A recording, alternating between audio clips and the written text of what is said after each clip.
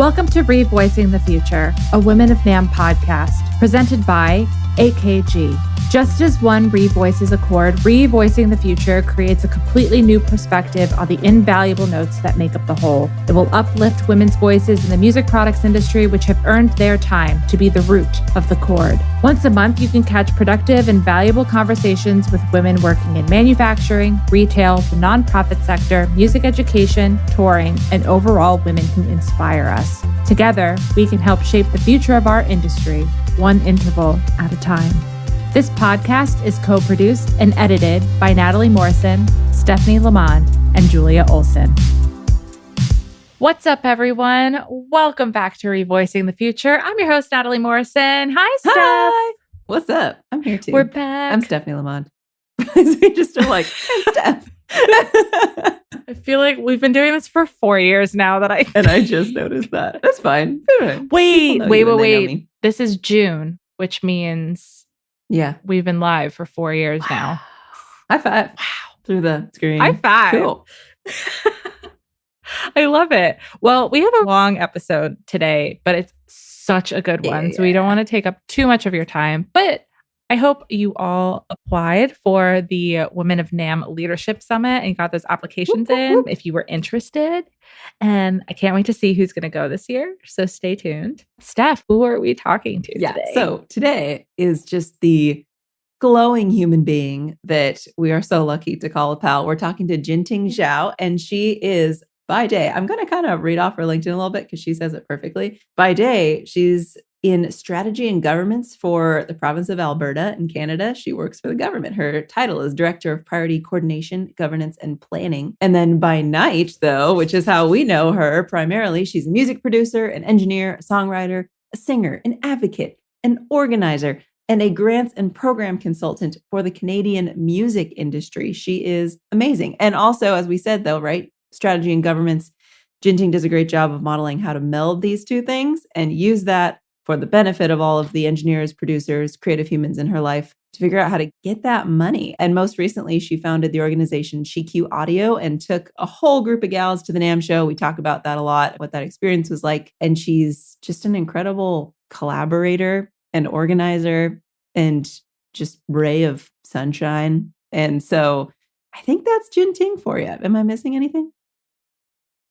No, we also talk a lot about the advocacy side and grant writing and like what she looks for when she's reviewing grants, which I think is important for anyone who's in the nonprofit space. And it's totally different too because she's in Canada, but it's still very applicable to what we're doing here. Yeah. And those of you who are in Canada listening, then it's quite applicable. And if not, she talks a lot to US-based folks too about this. So it was just great. It's a great episode. This one is a long one. And buckle up, buttercups. Maybe go for a walk. Maybe go drive. Go grocery shopping. You know, get into it. I love it. Sit back, relax. Do what you do when you listen to podcasts. And we'll see you on the flip side.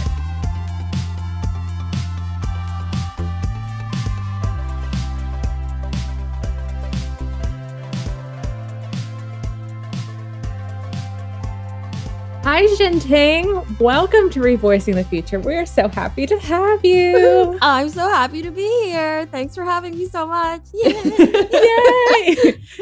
You're coming to us all the way from Canada, which is exciting. Yay! Yay, Canada.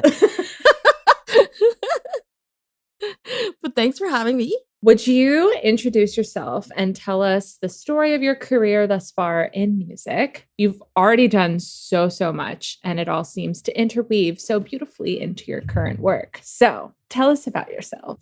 Okay, so... I know that's such a big question, but just like, give us the story. I started as a singer, and I started singing with Sony Music Taiwan when I was about 14 or 15 years old. Singing was something I was conveniently good at, but not necessarily like where my passion ever was. Like I liked music and I liked making sounds, but I never really wanted to be like an artist. That was never really my intent. And so I ended up doing that for a couple of years. And then I came back and finished school, and I never really backburnered music, but I certainly backburnered the artist thing. Mm-hmm. And so over time, I became more involved in especially like the songwriting side. And then the songwriting side kind of turned into a bit of the production side. And just over time, I think I got braver and decided, to get more into the production and the engineering side of things, mostly because I was kind of tired of not having control over a creative product or the ability to direct a vision and then have it come to fruition at the end was really frustrating for me. Just because I had a lot of like holistic musical ideas as far as, what a piece of music should sound like and not just with respect to my voice. So it was just through that journey that I ended up kind of going into production and engineering not really that long ago. So I ended up with a summer job at a recording studio here in Edmonton in Alberta. One year in college, just purely out of coincidence because I had gone to attend a different session as a singer. And the studio owner just happened to notice, thought I could maybe perhaps do this, even though I had like gone into his studio maybe like 3 times before that. But he was like, "You're really smart. So do you want to maybe work here?" And I said, "Okay." And so that's how I got into the engineering and production side of things. But then I kind of let it fallow for probably close to a decade and then jumped back into it actually not super long ago, but have been just kind of going full tilt ever since. And so now I work, my professional home is at Up in Arms Studio here in Edmonton. It's known for being a hip hop studio, although I do mostly all the not hip hop things. But it's been like a grand time since then. And now I have a little home studio as well. And also freelancing just around Alberta and other places in Canada. That's amazing. That's so rad. I have 2 thoughts on that. One, it's so important, these people, right, that come across these mentors that see something in us. +1 for that guy. Yep. That's just beautiful, right? But 2, what was the catalyst that got you back into it after 10 years? Like, what was your turning point of like knowing you really loved it and then the letting it fallow part, right? Like, what was the wake-up call transition that was like, no, I need to get back and do this? That's a great question. Because I didn't realize how much time had passed until I realized that just within my own music community here in Edmonton and in Alberta, how much of that turnover had happened without me. And I was like, well, I did not sign up for this. I did not sign up to get old quickly. I did not sign up to be out of the loop. Yeah. I want to be part of it. And I got to be part of it to be part of it. And I got to be part of it to be part of it. And so it was part of just me kind of re-entering, jumping into the deep end again of the music community in general. And the way I happened to do that was through one of my contacts on the studio side, which was, his name's Nathan Nato. And he had always been one of my great friends from way back when, but that's essentially how I got back into music in general. And it was basically the same conversation. "You're really good at this. Do you want to come work here?" So rad. And so at the same time, how was that with your other superpower, funding and government? How did you find that as well? You've got these dual things that you are just killing it at, both of them. It's interesting too how, right, you had to go full on with one, then I feel like it sounds like full on with another, and then now you've been able to integrate. So like, how did that then start? And how has the integration been, since this is still like a relatively recent thing? Like, what's the story there? For sure. So I think for me, what it was I always treated those 2 halves of my brain as completely separate, which is, my left side of my brain being political science nerd, because that's my degrees in, and then the right side of my brain being the creative one. And it's always been kind of split up that way up until probably, I would say like 5 or 6 years ago. That was probably the first time I like kind of converged those 2 things in my brain as being potentially in the same continuum of thought. The other thing that ended up happening was I started reflecting based on that experience about what made me good at my government job. And I realized that it's because I have a showbiz background, and that the reason why I was particularly good at, say, like relating to elected officials or being able to explain things in 30 seconds to people has to do a lot with my ability to be creative on the fly and to also find new ways to kind of turn the Rubik's Cube a little bit and be like, how do I examine this in new perspectives? And a lot of that creative problem solving has ended up quite useful to me with respect to problem solving, and also being able to like explain things in 30 words instead of 400 was a talent that is greatly appreciated by elected officials in particular. And there's like a facetious statement that I always kind of fall back on, but I absolutely believe is true more than ever. And that is that politics is just showbiz for ugly people. And that's kind of how...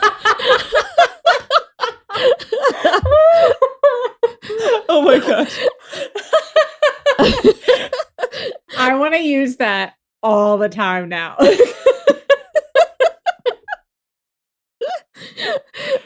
Oh my God, that's amazing. And if you can kind of look at the world through that lens of just politics just being more of a performative thing, not just only a performative thing, but a lot of the priorities and the skills involved are very, very much in common with show business. Yeah.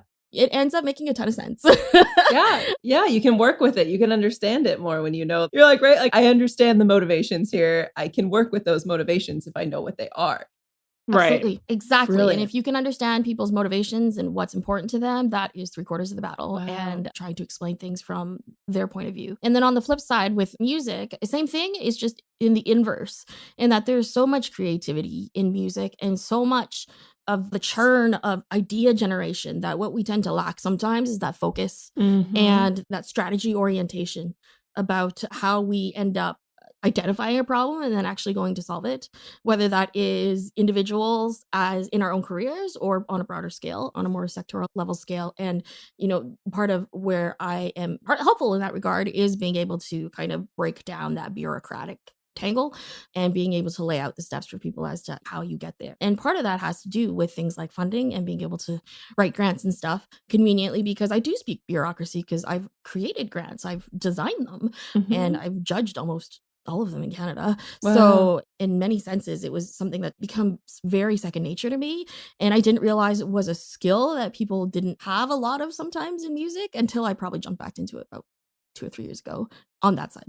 I think this conversation is just the impact and the importance of the skills that you learn in music, how that can apply to other paths of career focus and life and everything. And then also the other side too is your work in government and grant writing and all that, how that also feeds back into music. And it doesn't have to be this siloed world that we live in. Everything connects one way or the other. You just have to be strategic enough and creative enough to figure out where those loopholes come together. Yeah, absolutely. And one will always enable the other. And it is a positive feedback loop, and it's a cycle that feeds into that. And so I've been busier musically and creatively than I've ever been in my life. Because at the end of the day, I just want to make good music with good people. And however I end up enabling that is what I am interested in. I feel so fortunate that that's something that I'm able to do and to do for the people that I care about and want to work with, to be able to say, like, we can cut through a lot of this uncertainty and anxiety by just, getting you the resources that you need to do your music, because your music's good. So let's get it done. Oh, I love that. Yeah. It's almost like that's the key to so many problems that we have, right, in funding with the arts, is getting more polymath folks doing these things that can speak all these different languages, walk in all these different worlds. Like, it's such a power to be able to move between that. It's almost like we're supposed to be creating as well as doing a million other things in our lives, right? Like, it's just so good for you, even if you're not going to be a professional musician, to know that playing music benefits your whole life, because that's just how it goes. Like, it's just a healthy whole. It's just part of being human. Yeah, Wow. it absolutely benefits your whole life. Yeah. And a lot of it is too being able to enable the creatives in my life that I really, really care about, that I know are super amazing at the creative side and maybe not as great as like the administrative functions, just to help take that burden off a little bit too, just to be like, you have such great art to give to the world, and it'd be a shame for people not to hear it because you cannot talk about your art as much as do your art. And so for me to then do that translation piece is something that I'm happy to do. Yeah. Because oftentimes I get to work on the project, Yeah. And you're like, we're just all having a great time.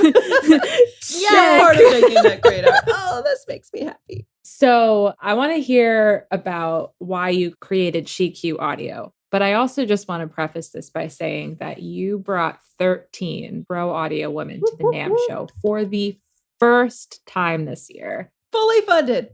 Beyond fully funded. Yeah, fully funded. So we'll dive into why you chose NAMM as your destination for bringing those women. But I would love to hear the backstory behind SheQ Audio and where it all came from.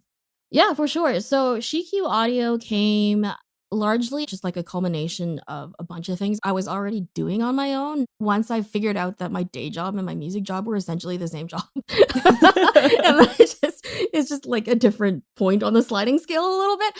And so I had like so many things kind of just in the shoot already, but it was weird to be like presented by Jinting, because I was like, who the hell's Jinting, right? So like it didn't.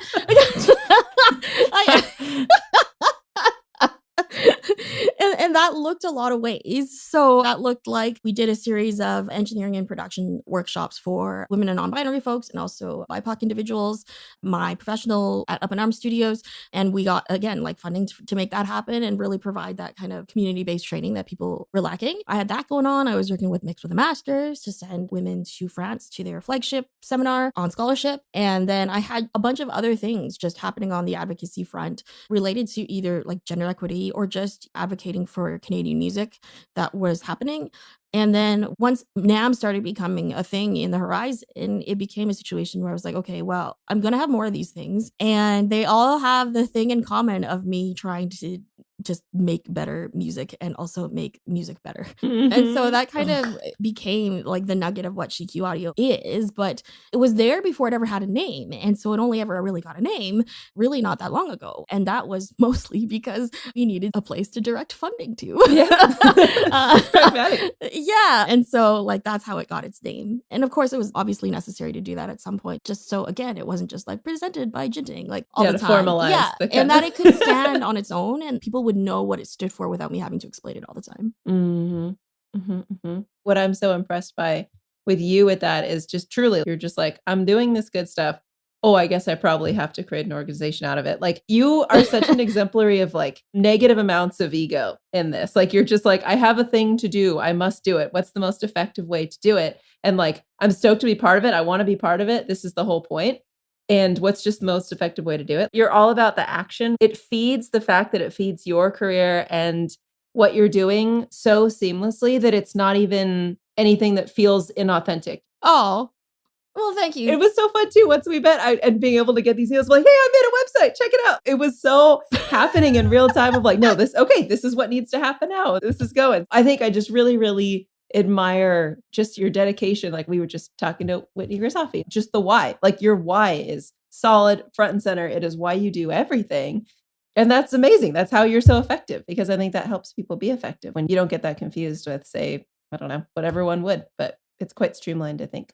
Well, thank you for making me feel good about myself. Sometimes you need someone else to point it out too. So back to when we met, like why NAMM, because you were already sending people to France with the Mix with the Master stuff. You already had that churning. So the framework was there. Once the ball started rolling, walk us through that process. Okay. So again, like going back to your statement about like not having my own ego in this, like not entirely, I would say. Because you're hiding it well then.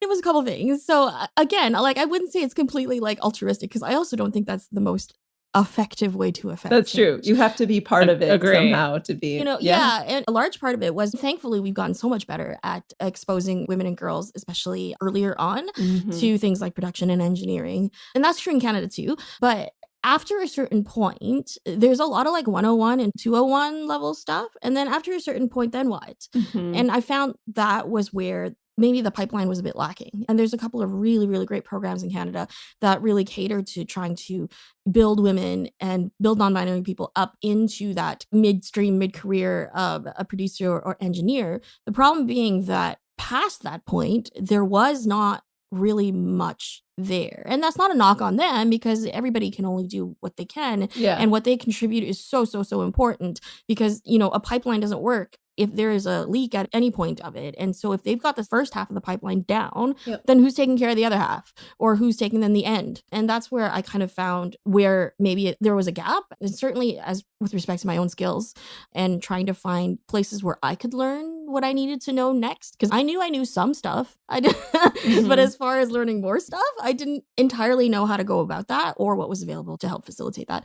So that was part of it. And so why it became NAMM was much more coincidental because that window of Mindframe had already appeared when NAMM happened in April last year. I had a couple peers who are incredible engineers and producers who ended up going. And basically what happened was they sent me photos every 45 minutes of some cool thing they were doing at NAMM.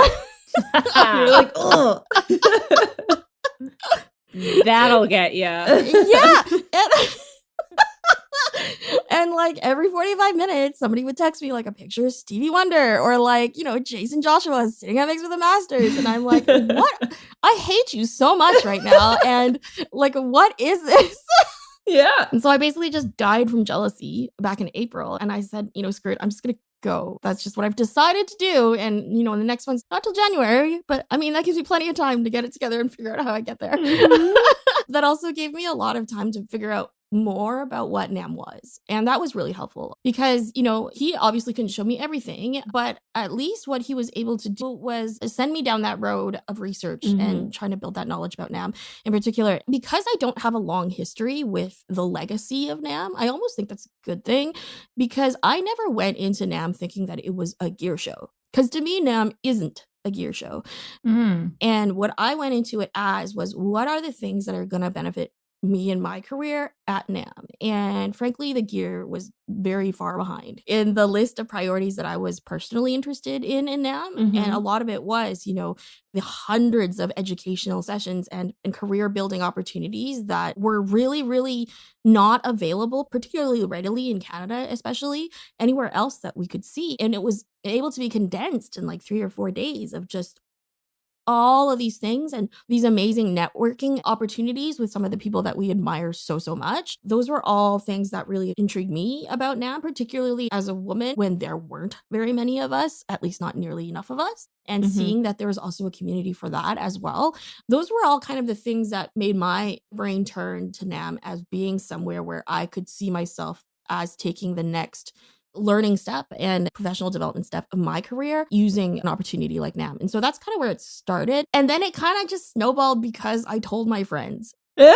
Everyone's like, I want to come. That's amazing. Facts, like, yeah. Oh, that's beautiful. I told my friend Grace, shout out Grace. We would just be like chatting about whatever in our careers because she's an engineer and a producer as well. I was like, I think I'm going to go to this thing called NAMM.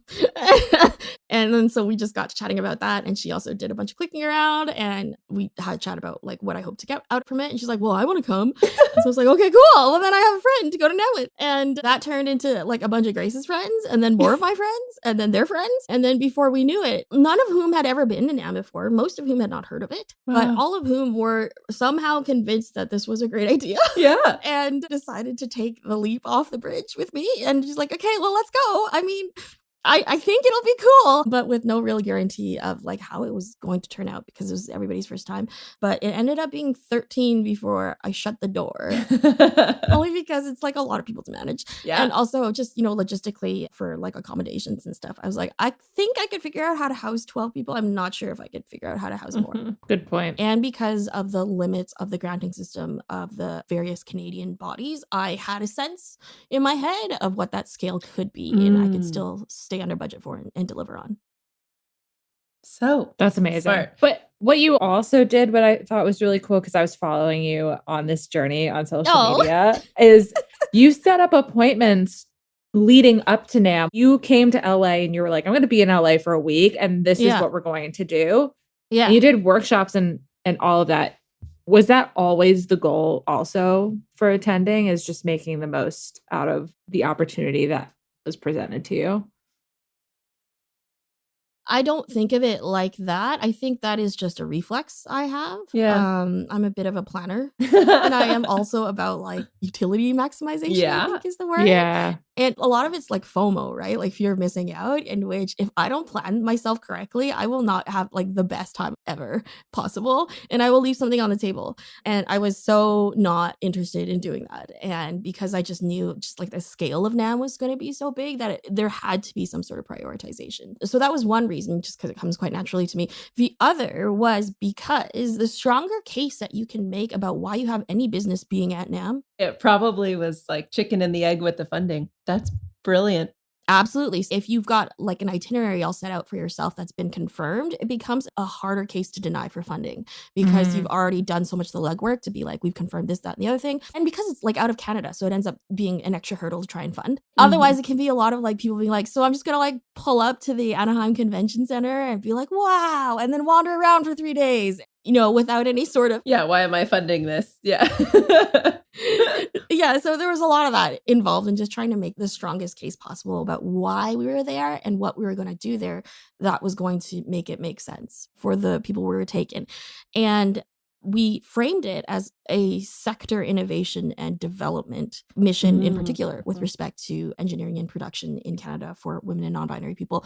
And that's how we then organized our itinerary that way, whether that was with, on the education side or just with, the private manufacturers or the brands or whomever was there. They all that was the through line through everything.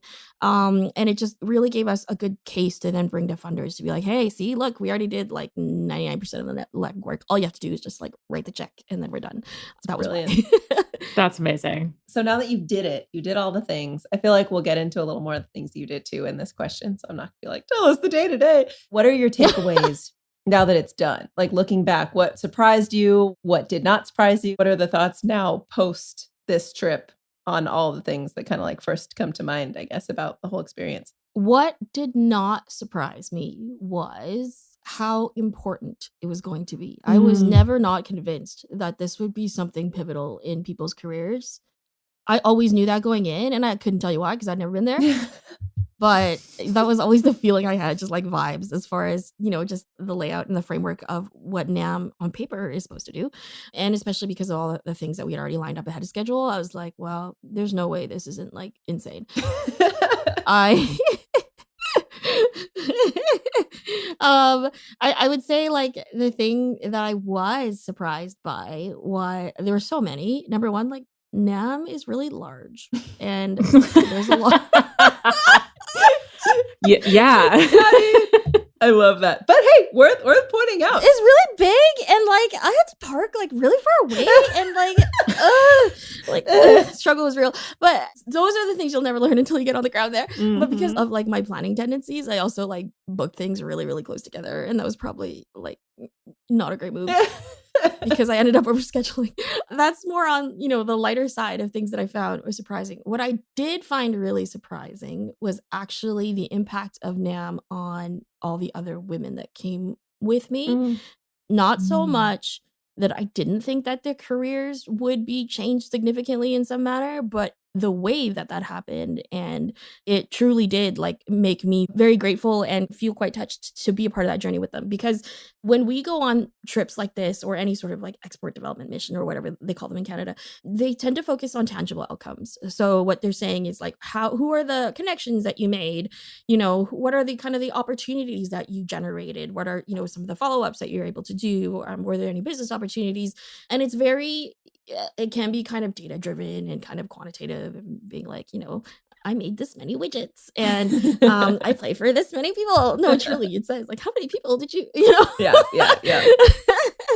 And so while I was able to do that and do it at a really, really, satisfying way, just because it was these are a lot of zeros behind these numbers. So that was great. But the biggest thing that happened out of NAMM was the women. Most of them said, and all of them, the people that I talked to of the 13, they said that it was the first time that they learned it was okay to take up space. And that they'd never learned that until NAMM. I just got goosebumps. Ooh. I just sat up in my chair. Wow. That's so beautiful. Isn't it? Yeah, say more, say more, say more. Yeah. The other thing I was surprised about was when we got to NAMM, we actually got to NAMM early, quite a few days early, actually, to Los Angeles, because we put on a songwriting camp, actually, the couple days before NAMM even started, just between ourselves and just for people to get to know each other. And also because we're very scattered apart in Canada. So it was just as likely as we were going to meet in LA as anywhere else in Canada to work on stuff. So when we all got together and started that songwriting collaboration process, that was also the first time that a lot of them had ever felt creatively heard in their life. Wow. Because they had never been in a space where it was just them and not, men who had control of the wheel. Wow. And they had never realized that, either didn't realize or didn't appreciate how much it would mean to them once that was rectified. And so there was a lot of creative and emotional breakthrough that happened even before NAMM started. And then once NAMM started, because they had already had that kind of bonding power already with each other, the other thing that really surprised me and I really loved is how much they looked out for each other at NAMM. In that I think this is somewhat of a thing that women tend to do because of our focus on relationships a lot of the time, is that when they all scattered into their different directions of different booths or events or sessions that they wanted to go to at NAMM, they would always be looking out for each other for opportunities for everybody else. So even though I was not at a booth or at an event, and even if Grace was not there or Celsi was not there, or whomever it was, I would then hear back, you should go talk to this person, or I gave this person your card, or, there's this thing going on and that you guys would be great together. And that kind of cross synergy ended up being so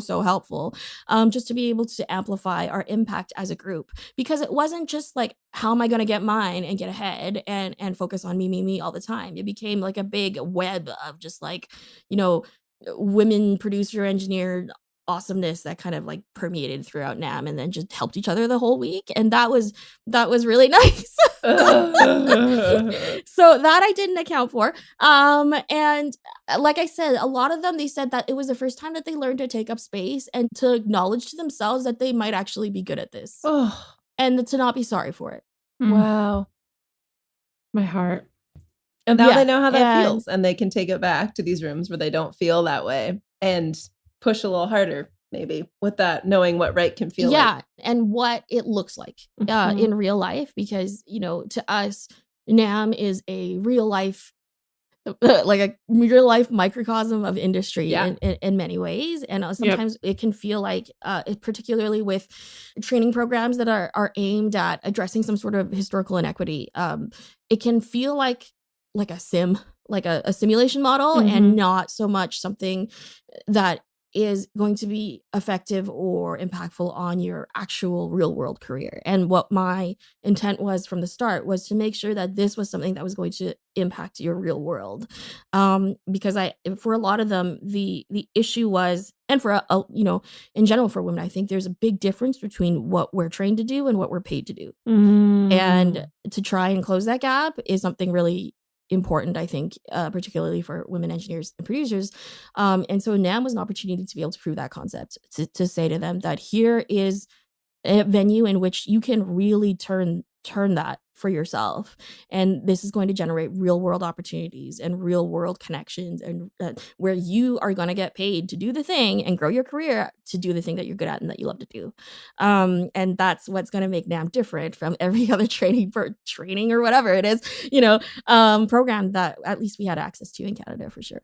So as far as, taking up space and knowing that you are good at it, and not apologizing for it, and then feeling supported at the same time, because a lot of that does come from feeling isolated or feeling like you are out on a limb, if you think this of yourself, or that you have this, goal or this aspiration for yourself. And for a lot of them, it was meeting everybody else and being like, there are all these, I've never met so many people who are like me and who are all just, badass in their own ways, and gathering that, respective strength from each other's, on the NAMM floor or wherever we were, together was really, really inspiring, and something that has been really rewarding to watch unfold since we got back to Canada. Because when you learn and you instill that sense of belonging and that sense of self-empowerment and faith of self, that's a renewable resource that no longer requires funding to dump into.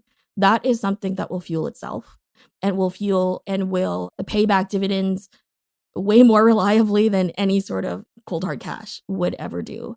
And that's been so rewarding to watch unfold itself back in Canada. So we've got, a woman, Callie Freebird Entertainment, who runs Western Canada. I think it's the Prairie's largest female-owned production company. Wow.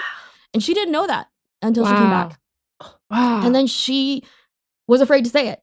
But now she, just because of her experience at NAMM, she now has, full throttle gone into expansion mode and looking at how she can grow her business from a growth perspective, because now she knows she belongs. And now she knows that it's okay to take up space, and it's okay to be great at your job, and like screw all these other bitter people who want to get in your way or believe that you don't deserve it, or somehow, you've taken a shortcut or whatever other discount you've been given as a woman. That none of that matters, because you're good, so go be good. Yeah. Yes, I know, it's wonderful, and so many of those connections kind of translating in real time. So that's on the live production side, but just in terms of opportunities of different kinds of engineers. One of our engineers, Elise Pangsang, who's always been just the most badass, just won a Juno actually a couple weeks ago. Wow. Yeah, which is Canadian Grammys for those who aren't aware. And she's a mastering engineer, and there's really not that many in Canada.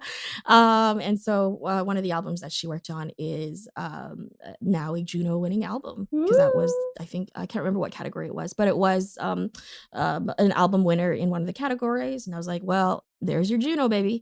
I think this might be her second, actually, but I can't remember. But the point is, since we came back, somebody got a Juno. Somebody's like in full on growth mode. Another girl who owns a studio is working on redesigning it, working with some of the folks that we met at NAMM. And another woman is now starting to build out her own studio in Toronto. That's Celsi, Lost Tonic.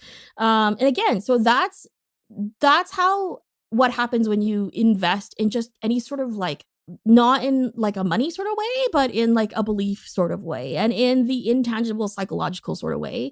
And that's why, to me, that's what makes it so important, because it's not something that's easily transferable onto a piece of paper about metrics and and quantizing the effects of something like that, even though exactly why you were able to do that. And it was through experiences like NAMM. I just wanted you to keep talking, because you just like one, NAMM is a magical place. It is. It really is.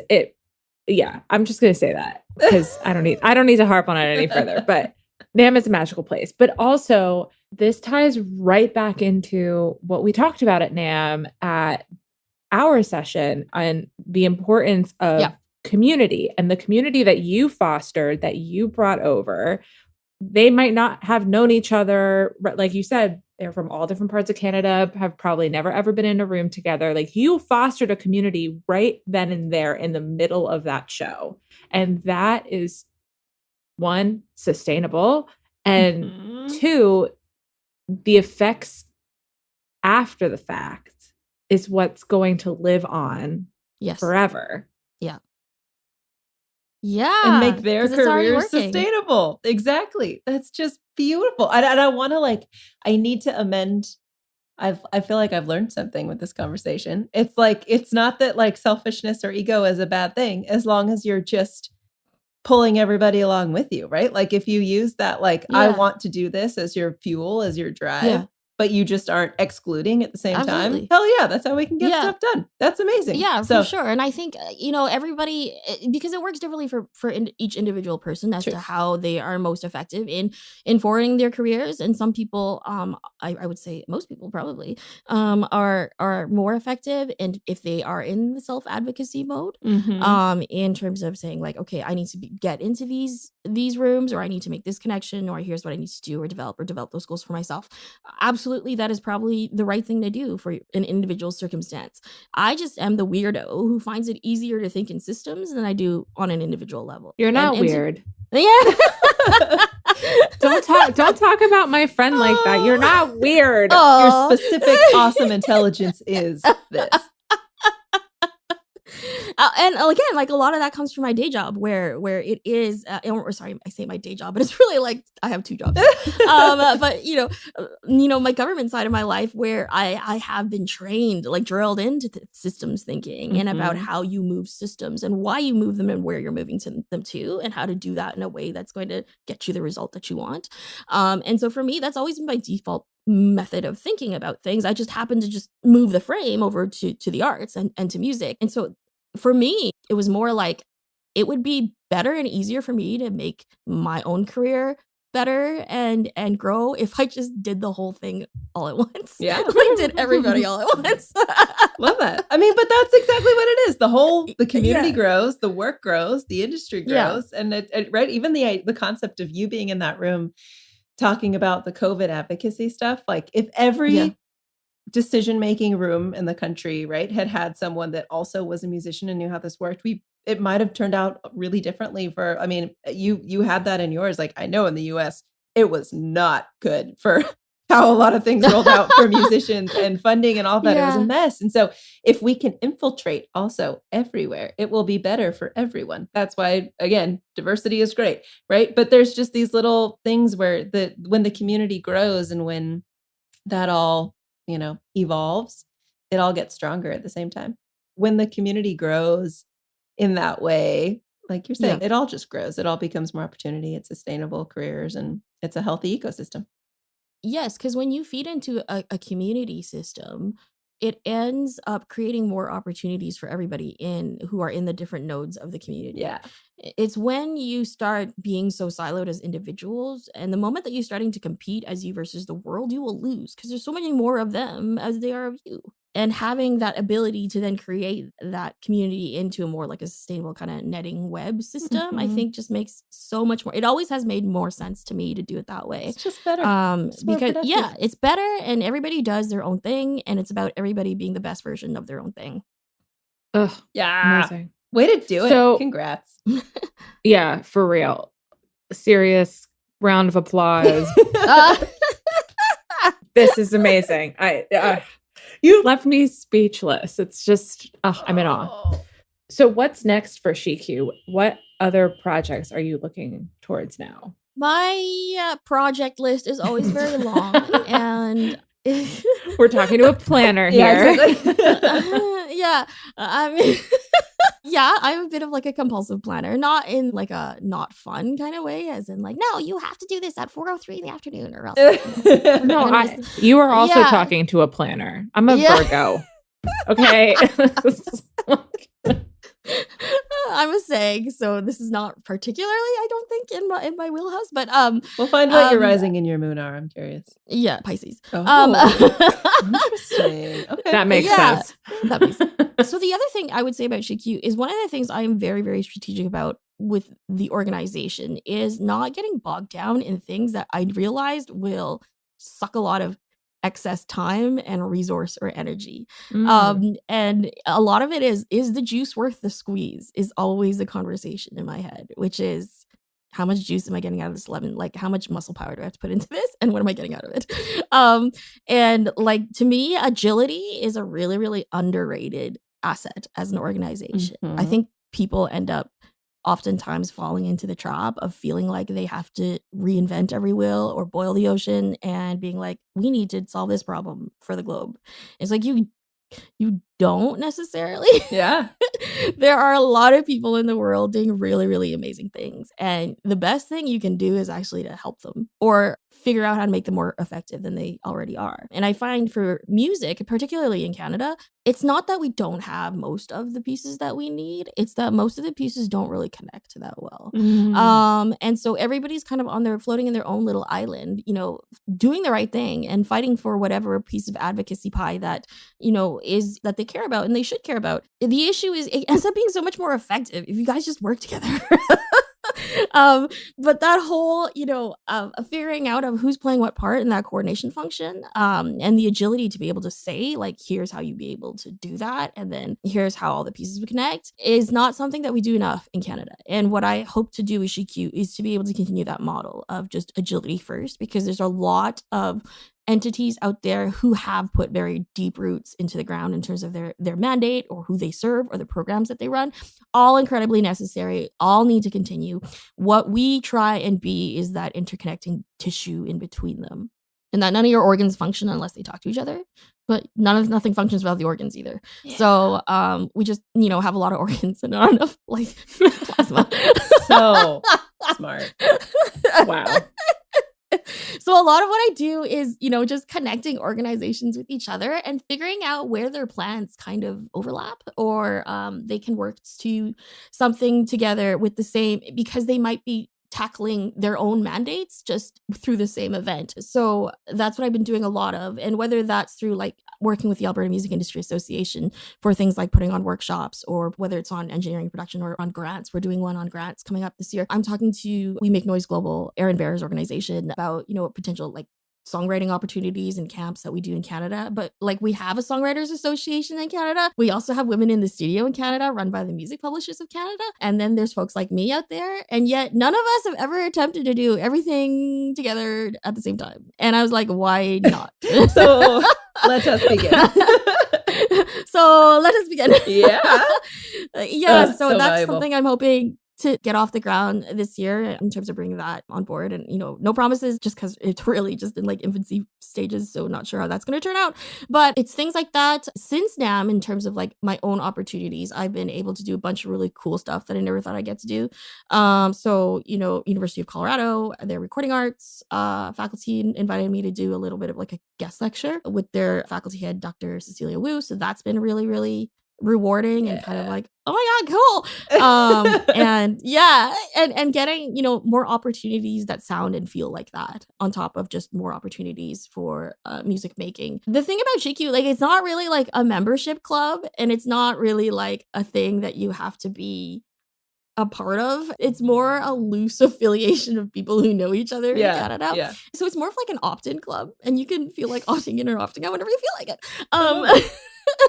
I think that's beautiful. It's whatever you need it to be. It's whatever you need it to be. Yes, it's flexibility and it's agility. And I harp on that because it is like such an undervalued thing for organizations to focus on. But what that allows us to do is all those people who then came to NAMM have gone off to their corners of Canada and, started or continued or are advocating for different programs and different events and things like that. But now they can use that GQ brand as part of that. And say, here's something that I'm affiliated with, a larger cause. So it's not just, presented by Denise or, presented. So rad. We're presented by Christina. That it does tie back to a larger cause and a larger story that has its own set of values and set of, intrinsic advocacy to it, that people can be like, oh, this is part of a larger purpose. And that's much more effective when you're talking about nuts and bolts, like getting funding or getting partners involved, than just being like, hey, it's Christina who wants to do a thing. Yeah. I mean, Christina's amazing. She'd probably make that happen anyway. But, but yeah, it's about being, it's a tool, and it becomes basically another community asset that's out there to say, like, if you need to park your thing somewhere, park it with us. And parking it with us means that, obviously, to the extent that I can, I will absolutely help you. If it means, I need to write a letter to somebody, or I need to write a grant for somebody or help somebody with a grant application, I'm happy to do that. If I need to start connecting people, whether on private industry side with our brand partners or with a government side, whatever that is, it becomes, again, like that connective tissue, and it becomes really, really flexible about being able to turn itself into whatever it needs to be based on where the needs are. Yeah. Amazing. You're amazing. Just I'm just so speechless. I love you, Jinting. So on that, what's like a quick little short cheat sheet for like the first few things someone can do to start learning more or getting involved with grants and funding in their local government? Where does one begin to start thinking about how to interliaise with that kind of world? Oh, isn't it crazy? I would say these are two different realities, unfortunately, for the United States and for people who are not in the United States. Okay, yeah, so it doesn't cross over. So maybe just talk about Canada. Let's serve the people. The principles are the same generally, and that part of my lecture to University of Colorado was around that, specific to Canada, and I would say also to parts of Europe. A lot of the European nations also offer these sorts of grant systems. A lot of them are going to be funneled through one of the levels of government, and you want to go check each of them because each of them will probably have one. So if you've got a local government, they probably have one. If you have a provincial or state government, they probably have one. And the federal level, they probably have one. And so, hit up all the pots that you can. So for NAMM, we got everything paid for through a grant, but we also had a couple like insurance policy grants just in case we didn't get one, because we knew every pot of money to hit up and just to make ourselves feel better. And still, like, nothing's a guarantee in a grant, but it gave us a better chance of being like, we can probably swing this if we had this grant and then this grant. And even if we lose this one, then we'll be fine. So shout out to the Canada Council for the Arts and also to Factor, which is our music industry organization funded by Canada's private radio broadcasters. That provided the main pots of money for us to go to NAMM. So there's your levels of government, and then there are organizations like Factor in Canada or something similar in parts of the European Union, in where they are not part of government, but they are largely funded by them or funded significantly by them or somehow influenced by them. And so those are bodies that are also in the business of handing out money for a particular reason, to support the arts or support the music industry. So those are always a place to go. And then also on the private side, definitely more applicable to the United States, there's a lot of private foundations that do have an interest, and a real one, in arts development, in music development, and especially if you are trying to address some historical inequity or representation issue, there are opportunities to do that. And it's about, doing a little bit of the research. Where I find, and this is place agnostic and grant agnostic, I would say the biggest piece of advice that I have for anybody beyond like doing your research is that you have to treat every grant like you are taking a new person on a date, because none of them are the same.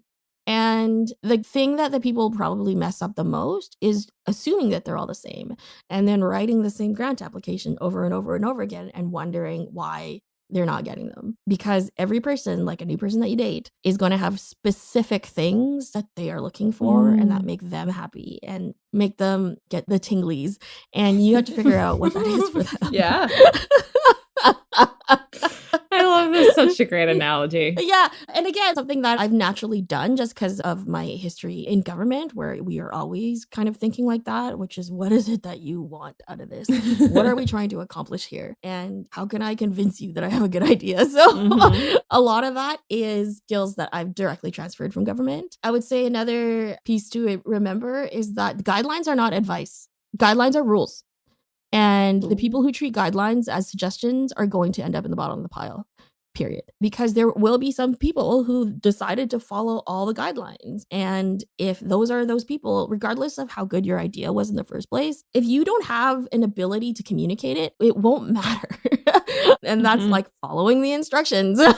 What did they ask you? Did you answer the question? And just kind of 101 kind of stuff like that. It's not a suggestion. You have to follow the guidelines. They're there for a reason, particularly for publicly funded bodies. They end up being much more strict about that because of the transparency and accountability that's required out of those programs to function. And so that's why they have to be so careful about that stuff. Another one is, I know like everybody is unique and special and wonderful, but telling people that you're unique and special and wonderful is not enough, unfortunately, because everybody to some extent feels that way about themselves, and you should. The problem is, if I cannot tell that your grant application came from you and I erased your name out of it, you've not done a good job, because it means it's generic. Oh, that's good. And I should be able to tell who wrote the grant without even knowing who the byline was. I should be able to tell. If it's somebody in my community, I'd be like, I know exactly who that is. Because I feel like it's so important to make it's not like it's an objective case, but it's much more unique and freestanding of a case than just being like, I'm awesome and this is how much I care about my music. Yeah, it's like show not tell. It's songwriting rules too, right? It's so much more important to demonstrate. Yeah, I read a lot of, oh my God, do you know how much I care about my music? And I just want to like get it out to the world and no, like it's not going to cut it. So does everybody, honey. Like what? More, please. More. Actually, the most important thing is that it matters the other 360 days of the year, what you do before you get to that grant. By the time you get to the grant application and you haven't done anything to contribute to your community or expand your career or move your own ball or move the community's ball in some way, don't come talk to me and whine about it on day 361 4 days before the grant. Because it's too late. That's such good advice. I love it. Yeah. And why you have to be part of that community building and that conversation the other 11, 12 months of the year, because it's really, really easy to try and step up and ask for money and why you deserve it when you find yourself in need. But what have you given of yourself over the last, however many months that makes you feel like this is somebody we can get behind and somebody who's got a stake in the community, which is why the whole community conversation is so important to me because, for so many reasons, not just being an inherent good, even if you want to be selfish about things in your own career, it is imperative, especially if you've got a lot of grant systems going, to figure out how you can contribute in a way that when you're the one who needs help, that help comes to you. Because it's really not that hard to support people in the community in your own way to the extent that you can. It's just good faith effort and offering what you can of your own unique skills and gifts. And that's enough. And as long as you're doing that, I think you are in a much, much better position for success. Because I get a lot of whining after the day the grants come out about people who are very salty about like, why did this person get a grant? Or like, I'm so much better than that person. And like, just being incredibly bitter about the results. And I was like, well, because you sat on your ass for 11 months and complained about how everybody else was getting money while you sat on your couch. And that person didn't. And objectively, whether or not you made better music than them kind of it wasn't the thing that tipped the scale. And it won't be the thing that tips the scale. Beautiful. Wise. Okay, final question, because we like to have a little fun here. Outside of the many, many things that you do, what do you do when you're not musicking? That's an interesting question because I am frequently musiking, especially because I have basically 2 jobs. So I basically either just do government or do music. And the thing is, like, both my jobs are fun. And so both things are like... That's how it should be. That's just who you are. Yeah. And so, like, I don't really have a lot to complain about as far as life balance goes. There's no balance to it whatsoever, but it's at least 2 halves that are definitely things I super, super enjoy. But as far as things outside of that, okay, so this is not as bougie as it sounds, but I live in a community with access to its own private lake. And like, don't come for me. That's so cool. I want to come visit. I know. Yeah, come on. So what do you do on the lake or around? I actually bought my house in this neighborhood because of the access to the lake. So it's actually in the city, like square in the city. Well, it's on like the other side of the freeway, but it's urban. But it's very, very close to all the amenities that you love about the city. So what a dream. It is a full-blown like lake concept. So you can go fishing there, which I do a lot of. I'm actually like crazy good at fishing, which is weird. Yeah. And cool. Not weird. Get that word out of your mouth. Yes. So I fish sometimes in the summer. We have paddle boards and stuff. And, like just yes, they're so fun. And you can like sit on the beach. So it's like winter 6 months out of the year here. And so like fishing turns into ice fishing. And it turns into, like skating opportunities, or, if you want to go tobogganing or whatever. We have a lot of like cookouts and barbecues out on the beach. Yeah. So I spend a lot of time at the lake. I have a really cute dog. His name's Wonton. I know Steph's seen him. So cute. He's I so love him. cute. So I spend a lot of time like playing with Wonton. I'm a bit of a foodie. I love trying new places to eat and also forcing other people to eat them. That's always a good time. And I don't know, like, I think that's about it for hobbies. I've narrowed them down over the years. There used to be much more when I wasn't as involved in music, but now that music's kind of like full swing again, nothing makes me happier than, and because I have like 8 cats in music, so if I ever get bored of one or I'm like, oh, I need a break, like I can just kind of do the other one. And so whether that's on the songwriting side or the production side or the engineering side or the grant side, I do a lot of consulting for things like governments and private industry as far as getting their DEI situation together or managing through bureaucracy or through government, all sorts of things like that. Like that all is stuff that is fun to me and makes me happy. So happy to do it. I love it.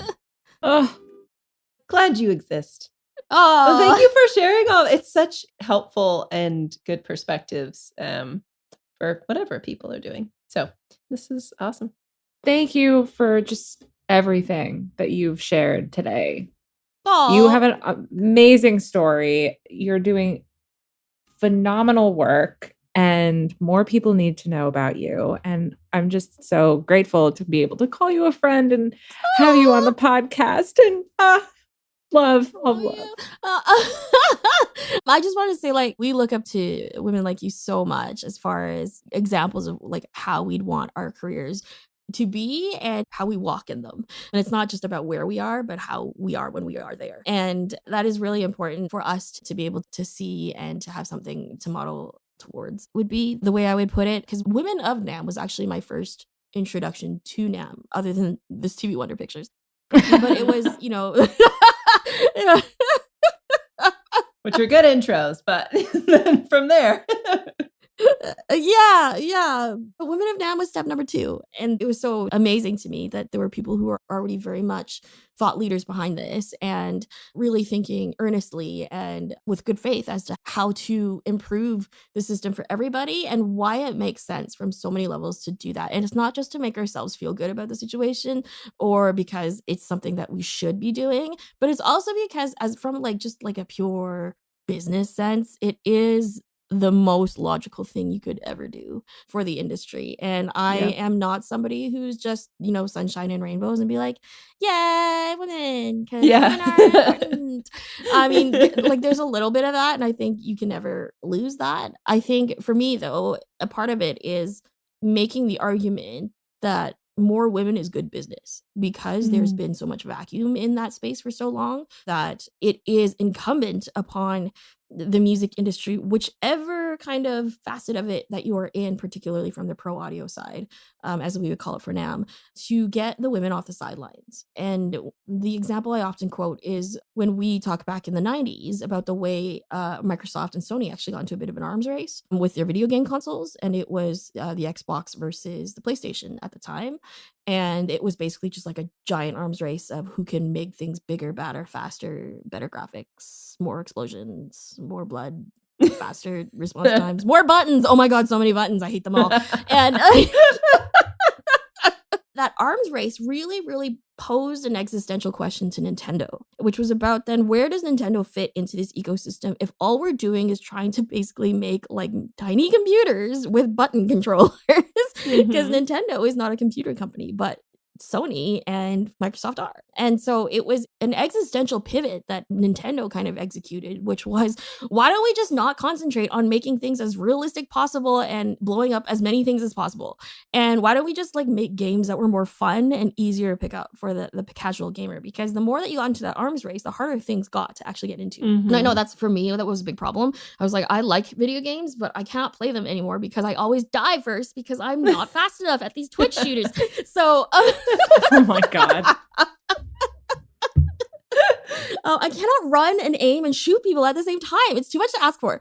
And it's an example that I use of how Nintendo ended up making that pivot and saying, okay, why don't we just make games that are fun and cute and not focused on blowing people up and focus more on the creative side of things. And what that ended up doing was opening an entire different market of casual gamers, a lot of people who weren't dudes in college, older gamers, people who never really picked up gaming or any sort of gaming technology at the time. And really, it's propelled a lot of what Nintendo's brand identity has been since that time and about what people associate Nintendo with and revitalized their business model. And I really want to encourage then music products to think about themselves in the same way, that what you could be doing is trying to compete very, very fiercely for that same market share of people who've always been in the market for music adjacent things. Or what you can do, especially if you're pro audio, is look up to the sidelines and realize that almost half the planet essentially is sitting on the sidelines, mostly because they felt unwelcome. And that is not a really, really great reason for people to sit on the sidelines, because that is a solvable problem with a tiny bit of effort. And if you can make that pivot and look that way and say, this is where the future is, because women's money is money too, that's a huge opportunity. And that's something, to me, it makes entirely sense to try and lean into more than anything and be the people who fill that vacuum and be the people who put that value up front, because women influence each other to a large extent. So, for example, the NAMM squad that went as part of Shikyu has not bought a single piece of gear without talking to each other first. And that influence is, I think, if you extrapolate, incredibly, incredibly powerful. If that then multiplies across an entire network of women, for example, women in Canada. And the bigger that Shikyu audio network grows is about that consolidation of influence to a large extent, in which we can then use our own influence power to then start influencing which way the industry goes. Mic drop. What a beautiful way to end. Thank you for coming to my TED Talk. Yeah. We're grateful to have been the first ones to hear it. So good. Well, thank you again. You're amazing. Mm-hmm. We so enjoyed this. I can't wait for everyone else to hear it. Oh, I hope everyone listening equally enjoyed it as much as we did. Yes, and thank you. I want to say, like, again, shout out to Natalie and Steph for being like the most gracious and kindest and giving people that we could ever ask for to hold our hands on our NAMM journeys. It's been really, really wonderful. And thank you for all of those doors and bridges that you've built for us, particularly like shout out to Yamaha, who's been, when we talk about people who've leaned into that concept the most, Yamaha is probably first among equals in doing that. So big shout out to you guys. Oh, you're so sweet. Thank you so much. Thanks for listening to this episode of ReVoicing the Future. You can subscribe to the podcast on all major streaming platforms or visit our website. Be sure to follow us on social media to stay up to date on all things Women of NAMM. This episode was co-produced and edited by Natalie Morrison, Stephanie Lamond, and Julia Olsen. Together, we can help shape the future of our industry, one interval at a time. See you next time.